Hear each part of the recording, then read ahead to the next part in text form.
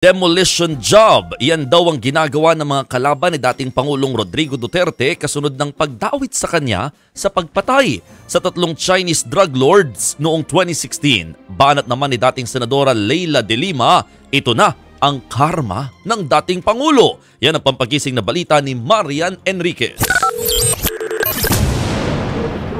Tig-1 milyong piso kada ulo at kalayaan. Yan daw ang ipinangakong bayad sa pagpatay sa tatlong Chinese drug lords sa Davao City. Isiniwalat yan mismo ng 2 persons deprived of liberty o PDL na pumatay umano sa tatlong Chinese drug convicts sa Davao Prison and Penal Farm noong August 2016. Sila ang 2 bagong testigong iniharap kanina sa Quad Committee hearing ng Kamara tungkol sa umano'y koneksyon ng mga pogo, illegal na droga, Chinese syndicates at extrajudicial killings noong Duterte drug war. Isinalaysay ng 2 testigo na sina Fernando Magdadaro at Leopoldo Tan ang ginawa nilang krimen.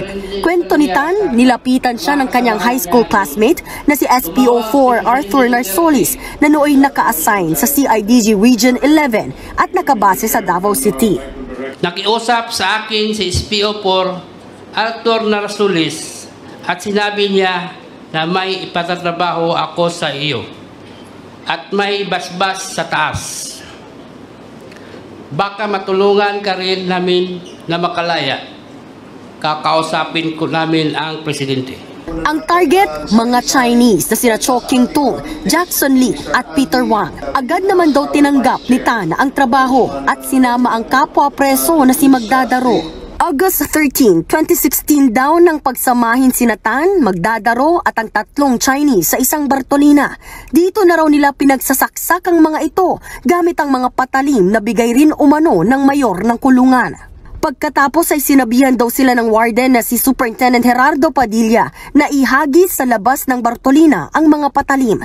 Dito na niya ikinuwento ang narinig niyang usapan ni Padilla at nang kausap nito sa cellphone na kaboses umano ni dating Pangulong Rodrigo Duterte. Ang kausap ni Superintendent Padilla ay si President Duterte dahil pamilyar ko ang boses niya. Nakakausap mo ba si President Duterte? Narinig ko lang palagi yung boses niya, kaya pamilyar yung boses na narinig ko. Pagkatapos ng tawag, sabi ni Superintendent Padilla sa mga kasamahan niya doon, tumawag si Presidente, nag-congrats sa akin.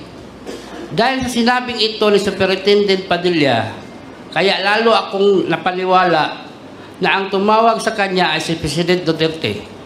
Naka-speakerphone ba? Ay pinindot po siya para mag-speaker on. 2 araw matapos ang isinagawang krimen, ibinigay ang bayad sa asawa ni Tan at Magdadaro. Pero tig-1 milyon lang daw ang ibinigay na bayad. Hindi rin daw nila tinupad ang pangakong paglaya nila. Nakumbik kami sa pagpatay sa tatlong Chinese drug lord. Ginawa naman naming ang pinatrabaho nila pero hindi naman tinupad ang kalayaan na pinangako. Hanggang matapos ang administrasyon, hindi kami tinulungan na lumabas. Dahil sa pagkakadawit sa pagpatay, nagmosyon si Senior Deputy Speaker Aurelio Dong Gonzales na ipatawag sa susunod na pagdinig si dating Pangulong Duterte. Ayon naman sa dating tagapagsalita ni Duterte na si Attorney Sal Panelo, malinaw na bahagi ito ng demolition job laban sa mga Duterte. Ginagamit daw ng mga kalaban ng dating Pangulo ang mga na-convict dahil sa pagpatay at drug trafficking para idawit si Duterte sa pagpatay sa tatlong Chinese detainees. Ayon naman sa isa ring dating tagapagsalita ni Digong na si Attorney Harry Roque, ang dapat daw na masakdal sa pagpatay ay ang 2 suspect na umamin sa krimen at hindi si Duterte na wala namang sapat na ebidensyang tuwirang nasasangkot sa dating Pangulo. Para naman kay dating Senadora Leila de Lima na nakulong dahil sa illegal na droga sa Administrasyong Duterte, napawang mga preso rin ang mga tumestigo noon laban sa kanya, tila karma raw ang nangyayari ngayon sa dating Pangulo. Inaprubahan ni Bucor Chief Gregorio Catapang Jr. ang hiling ng Quad Committee na manatili muna sa kustodiya ng Kamara ang 2 PDL na sina Tan at Magdadaro. Inaasahan namang magpapatuloy ang pagdinig sa susunod na linggo. Nagbabalita mula sa Frontline, Marian Enriquez, News 5.